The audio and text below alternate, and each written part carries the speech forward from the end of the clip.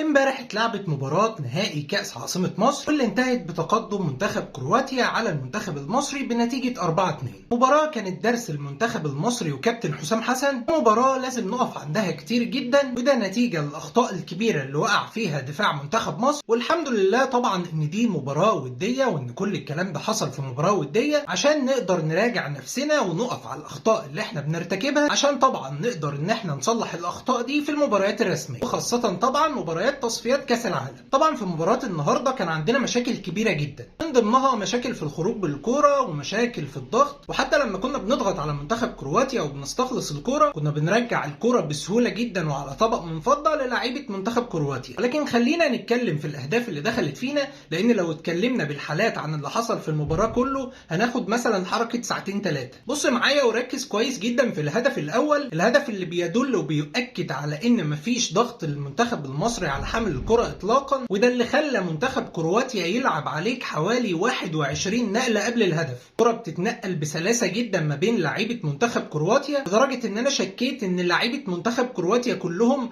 يعتبروا لمسوا الكرة قبل ما تيجي هدف في مرمانا. وزي ما بقول لك ده ان دل على شيء بيدل على سوء ضغط لعيبة منتخب مصر على حامل الكرة. ده كمان الكرة لما راحت ناحية اليمين واتعملت الاوفر عدى ناحية الشمال، وفلاسيتش استلم الكرة، وطبعا محمد حمدي ما ضغطش عليه خالص وكان واقف يحلق، وكمان فلاسيتش كان داخل عليه بيتمشى لحد ما ودى الكرة على رجله الشمال وحطها على طول في المرمى. وطبعا يسأل عنها محمد ابو جبل اللي كان واخد خطوتين ثلاثة لقدام والكرة اتسقطت من فوقيه. طيب تعالى معايا نشوف عكس ده تماما في الهدف الثاني. قبل ما الكرة تخرج لضربة ركنية لمنتخب كرواتيا وطبعا اللي جه منها الهدف، منتخب مصر كان واقف وقفة دفاعية هايلة جدا. المنتخب كان واقف في الميديم بلوك وبيحاول ان يكون في كومباكتنس ما بين لعيبة منتخب مصر، ان المسافة ما بين اخر مدافع في الملعب واول مدافع في الملعب اللي هو المهاجم مصطفى محمد ما تعديش مثلا من 20 ل 30 متر. وكان في ترحيل كويس جدا، سواء الكرة كانت بتتنقل لليمين او للشمال او حتى منتخب كرواتيا بيحاول يخترقك. ولو احنا خدنا بالنا هتلاقي كابتن حسام حسن واقف بره بيقول للعيبه طلع الخط اللي ورا شويه عشان يكون في كومباكتنس او ترابط ما بين لعيبه منتخب مصر،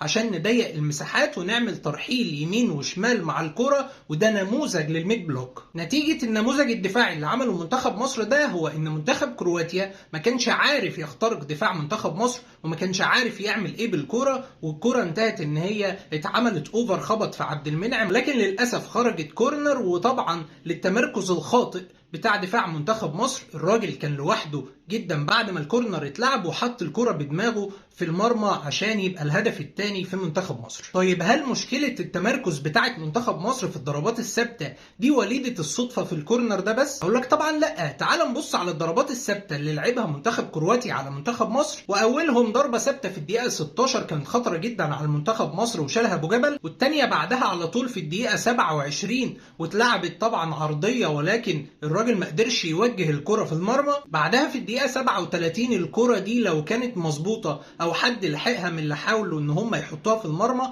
كان هيبقى فيها كلام تاني. اما الرابعة فكانت في الدقيقة 76 وده الهدف الثالث اللي دخل في منتخب مصر. فبالتالي من اللي احنا شفناه في الحالات اللي فاتت دي منتخب مصر عنده مشكلة كبيرة جدا في الوقفة الدفاعية في الضربات الثابتة اللي بتيجي علينا. لازم كابتن حسام حسن يشتغل عليها كتير جدا الفترة الجاية، عشان طبعا الكلام ده ما ينفعش يتعمل في الماتشات الرسمية. طبعا بعد الهدف الثالث اللي جه في منتخب مصر كابتن حسام حسن عمل تغييرات هجومية على اساس ان احنا نحاول ان احنا نعود في اللقاء، وطبعا ده جه على حساب نص الملعب وادى طبعا لوجود مساحات كبيرة جدا في نص الملعب، وخاصة في المرتدات اللي كانت بتيجي على منتخب مصر، وده شفناه في الهدف الرابع. بص معايا كده بصة سريعة على الهدف الرابع، هتلاقي ان الكرة كانت مع مصطفى فتحي وبيحاول يلعبها بوش رجله ولكن بتتقطع. وبص على الترانزيشن او التحول من الدفاع للهجوم بتاع منتخب كرواتيا، نموذج في التحول. بص واحدة والتانية والتالتة والرابعة على طول بتروح هدف لمنتخب كرواتيا عشان يعلن عن